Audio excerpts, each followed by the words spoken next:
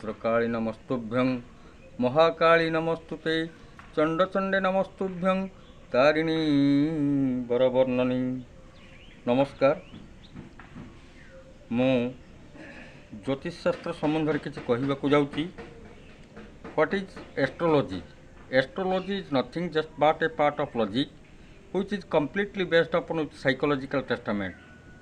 हाँ बंधु, ज्योतिषशास्त्र को वेदर एक अंग और चक्षु रूपे कहुई, जहाँ फलित ज्योतिषी और गणित ज्योतिष नाम अभिहित। यही फलित ज्योतिषी बा गणित ज्योतिषी आध्यात्मवाद और विज्ञान सत्य विश्वास उपर आधारित। सेथिपाई ज्योतिषशास्त्र रे उल्लेख रही फलानी ग्रहचारेण सूचयन्ति मनीषिण को वक्ता तारतम्यस्र तमेकम वेद संविना। पंडित माने ज्योतिष माने ग्रह रूपक समयर किंचित फलादेश प्रदान करिथांती, मात्र पूर्ण फलादेश धाता विधातांक द्वारा निर्धारित। सेथिपाई ज्योतिषशास्त्र रे द्वितीय सपनारे उल्लेख अछि कर्मायत्तं फलं पुंसा बुद्धि कर्मानुसारिणी। समयर अधीन हेउचु बुद्धि, बुद्धिर अधीन हेउचु कर्म। समय भल थिले जड़े व्यक्ति भल बुद्धि रे प्रभावित होई भल कर्म संपादन करने को समर्थ होता है।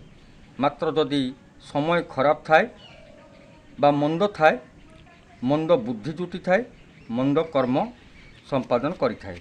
सेथिपाई ज्योतिषशास्त्र रे स्पष्ट उल्लेख रही कि जदि जड़े व्यक्ति जेपर्यंत स्वाभाविक स्थिति समस्त दृष्टिकोण आर्थिक, शारीरिक, मानसिक, व्यावसायिक, सामाजिक किंबा राजनीतिक दृष्टिकोण भल स्थिति रे थाए, कौनसी दृष्टिकोण से आदौ विचलित होगा उचित नुह। मात्र जदि स्थिति स्वाभाविक न थाए, कहीं नहीं तार कारण जानिबा निहाती प्रयोजन। नचेत खसीजा गुड़ तलकू तलकू प्राय खराब समय आड़ को अग्रसर होबार संभावना थाए। सेथिपाई विज्ञ ज्योतिषी को सह विचार विमर्श करी जन्मकुंडली रे बाधक ग्रह रूपक समयर महादशा, अंतर्दशा, प्रत्यंतर्दशा बाहर करी वैदिक कर्मकांड पद्धति रे दक्ष ब्राह्मणों द्वारा विभिन्न देवादेवी ठारे यथाविधि पूजार्चना, होमयज्ञ, रत्नपथर, कवच इत्यादि प्रतिकार करागले जीवन सुंदर और सुखमय हो पार।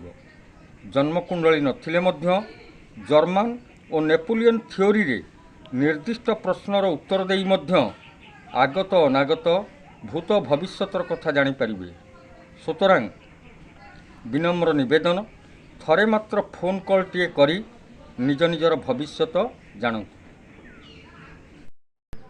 यही तथ्य उपरे आधारित ज्योतिषीय समस्त कथा जदि आपण मानकु भल लगी थाए, तेबे आपण माने निश्चित रूपे आमर यही चैनल को सब्सक्राइब करंतु एवं डिस्क्रिप्शन ले थिबा नंबर रे आम सह जोगाजोग करंतु।